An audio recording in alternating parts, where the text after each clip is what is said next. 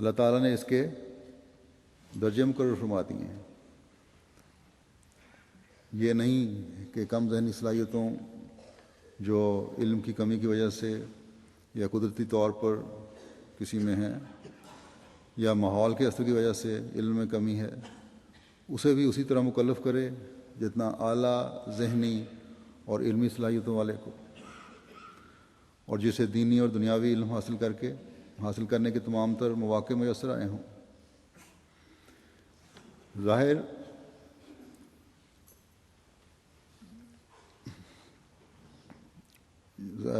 یہ تو ظاہر ہے کہ اللہ تعالیٰ اپنی وسعت علمی کی وجہ سے تمام حالات کو جانتا ہے، اس لیے جب وہ مکلف کرتا ہے کسی کو تو ان سب باتوں کے مدنظر رکھ کر کرتا ہے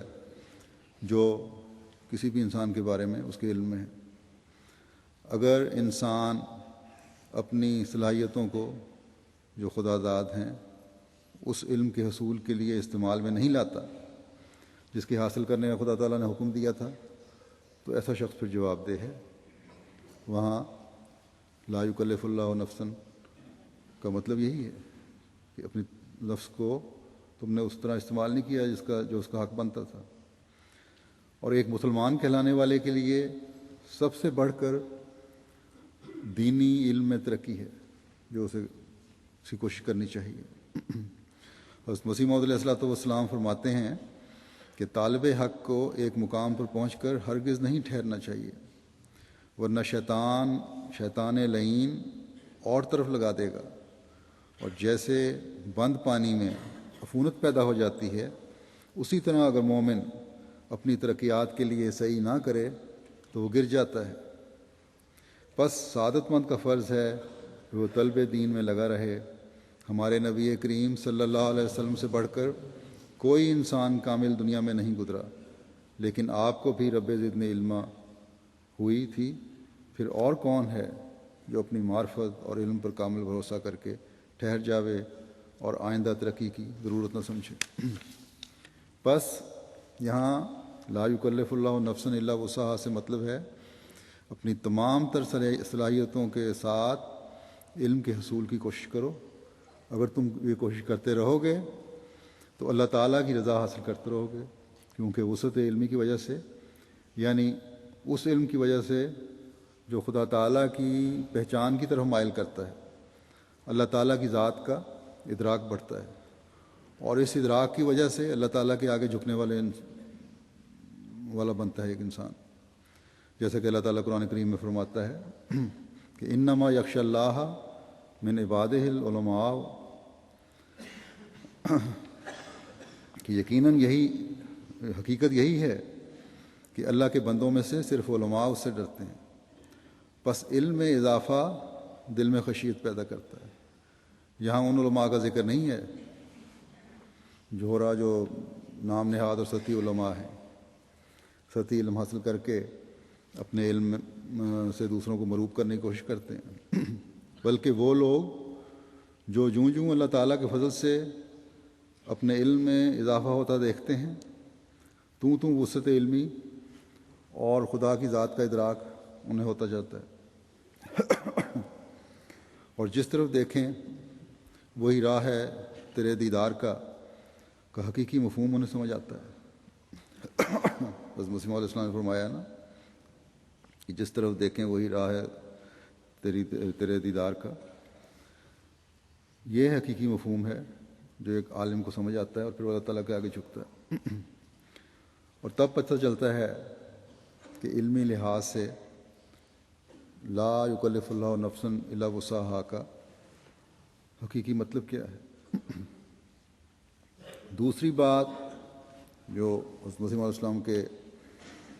اس وضاحت سے میں نے اخذ کی، جو بیان فرمائی آپ نے کہ لا یکلف اللہ نفسا الا وسعہا کہہ کر اللہ تعالیٰ نے انسانوں پر واضح فرما دیا ہے کہ اللہ تعالیٰ وہی عقیدے پیش کرتا ہے جن کا سمجھنا انسان کی حد استعداد میں داخل ہے، تاکہ اس کے حکم تکلیف مالا یطاق میں داخل نہ ہو۔ یعنی طاقت سے بڑھ کر نہ ہو۔ اس آیت سے پہلی آیت میں خدا تعالیٰ مومنوں کے بارے میں یہ بھی فرمایا ہے، ایمان کی حالت کے بارے میں، عقیدے کے بارے میں، کہ آمنا باللہ و ملائکتہ و کتبہ و رسلہ، یعنی اللہ پر ایمان رکھتے ہیں، اس کے فرشتوں پر ایمان رکھتے ہیں، اس کی کتابوں پر ایمان رکھتے ہیں، اس کے رسولوں پر ایمان رکھتے ہیں، اور دوسری جگہ فرمایا کہ یوم آخرت پر ایمان رکھتے ہیں۔ اس بارے میں ایک حدیث بھی ہے جو حضرت عمر سے مروی ہے کہ ہم حضرت صلی اللہ علیہ وسلم کی حضور بیٹھے ہوئے تھے کہ آپ کے پاس ایک آدمی آیا جس کے کپڑے بہت سفید تھے، اس نے آ کے مختلف سوال کیے، اور حضرت صلی اللہ علیہ وسلم کے ساتھ آیا اور گھٹنے ملا کر بیٹھ گیا اور پھر سوال کیے اور عرض کیا کہ اے محمد صلی اللہ علیہ وسلم، ایمان کسے کہتے ہیں؟ آپ صلی اللہ علیہ وسلم نے فرمایا، ایمان یہ ہے کہ تو اللہ پر، اس کے فرشتوں پر، اس کی کتابوں پر اور اس کے رسولوں پر ایمان لائے اور یوم آخرت کو مانے اور خیر اور شر کی تقدیر پر یقین رکھے۔ اب یہ باتیں ایسی ہیں کہ جن کے ماننے میں کوئی تکلیف مالا یطاق نہیں۔ اگر فطرت نیک ہو، اللہ تعالیٰ کی تلاش ہو، تو کائنات کیا زمین پر ہی اللہ تعالیٰ کی پیدائش کے مختلف نظارے ہیں، اللہ تعالیٰ کی ذات پر ایمان اور یقین پیدا کرتے ہیں۔ اور پھر اس کارخانہ قدرت کو دیکھتے ہوئے اللہ تعالیٰ کے بتائے ہوئے رستے پر چلتے ہوئے ملائکۃ اللہ پر انسان غور کرتا ہے، تمام نظام کائنات کو دیکھتا ہے اور غور کرتا ہے، تو فرشتوں کی حقیقت بھی اپنی اپنی استعداد ذہنی اور علمی کے مطابق ہر انسان پر کھلتی چلی جاتی ہے۔ پھر خدا کے انبیاء پر جو کتابیں اتری ان پر مہر، جیسا کہ ہم سب جانتے ہیں، قرآن کریم نے ثبت کی، ان کی غلطیوں اور خامیوں اور تحریفوں کی نشاندہی کی، ان کی بعض تعلیمات کی تصدیق کی، بعض کی تردید کی، اور قرآن کریم کی تصدیق اور اس کی حفاظت کا اعلان کر کے اور آج تک یہ ثابت کر کے کہ اس میں کوئی تحریف اور تبدیلی نہیں ہوئی اور نہ ہو سکتی ہے، اس پر ایمان میں پختگی پیدا کرنے کا اعلان فرمایا۔ اور جو تعلیم اس میں دی قرآن کریم میں، اس کے متعلق یہ اعلان فرما دیا کہ اس میں کوئی ایسی چیز نہیں ہے جس پر عمل انسانی استعداد سے بالا ہو۔